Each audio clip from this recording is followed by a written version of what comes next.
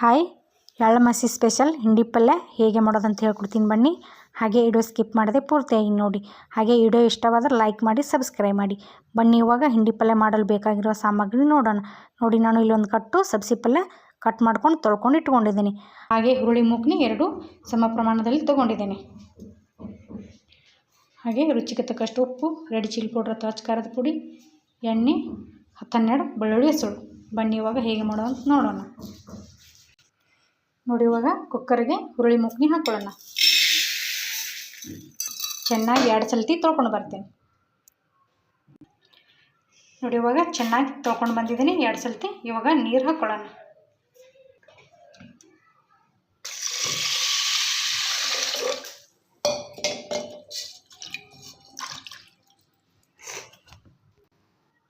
ಇನ್ನು ಸ್ವಲ್ಪ ನೀರು ಹಾಕೊಳ್ಳೋಣ.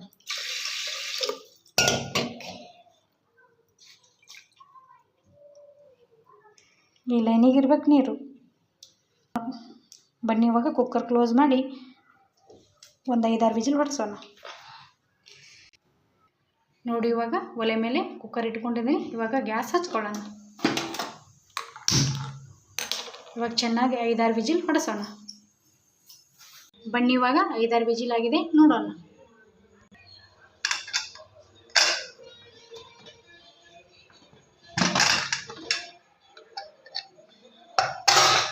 ನೋಡಿ, ಇವಾಗ ಚೆನ್ನಾಗಿ ಕುದಿದ್ದಾವೆ. ಇವಾಗ ಸಬ್ಸಿ ಪಲ್ಯ ಹಾಕೊಳ್ಳೋಣ.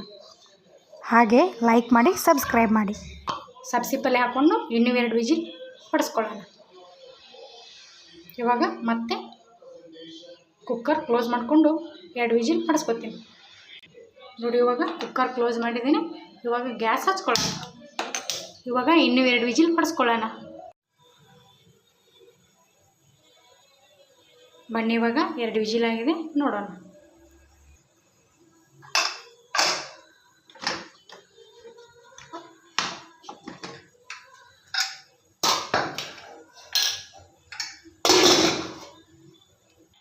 ಬನ್ನಿ ಇವಾಗ ಪಲ್ಯ ಕುದ್ದಿದೆ.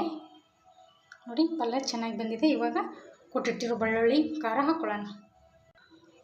ಕೊಟ್ಟಿಟ್ಟಿರೋ ಬೆಳ್ಳುಳ್ಳಿ ಹಾಕೊಳ್ಳೋಣ. ರೆಡ್ ಚಿಲ್ಲಿ ಪೌಡ್ರ್ ಹಾಕೊಳ್ಳೋಣ. ಖಾರ ನೋಡಿ ಹಾಕ್ಕೊಳ್ಳಿ. ನೀವು ಖಾರ ಎಷ್ಟು ತಿಂತೀರಿ ಅದ್ರ ಮೇಲೆ ಹಾಕ್ಕೊಳ್ಳಿ. ರುಚಿಗೆ ತಕ್ಕಷ್ಟು ಉಪ್ಪು ಹಾಕೊಳ್ಳೋಣ.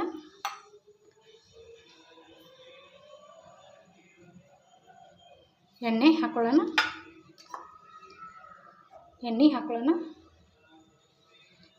ಇವಾಗ ಮತ್ತೆ 2 ನಿಮಿಷ ಚೆನ್ನಾಗಿ ಬೇಯಿಸ್ಕೊಳ್ಳೋಣ. ಇವಾಗ ಮತ್ತೆ ಕುಕ್ಕರ್ ಕ್ಲೋಸ್ ಮಾಡ್ಕೊಳ್ಳೋಣ.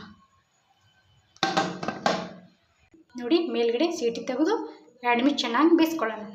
ಇವಾಗ ಗ್ಯಾಸ್ ಹಚ್ಕೊಳ್ಳೋಣ. ಚೆನ್ನಾಗಿ ಕುದಿಸ್ಕೊಳ್ಳೋಣ 2 ನಿಮಿಷ. ಬನ್ನಿ ಇವಾಗ 2 ನಿಮಿಷ ಆಗಿದೆ, ನೋಡೋಣ. ನೋಡಿ, ಇವಾಗ ಪಲ್ಯ ರೆಡಿ ಆಗಿದೆ. ಚೆನ್ನಾಗಿ ಮುಚ್ಕೊಳ್ಳೋಣ.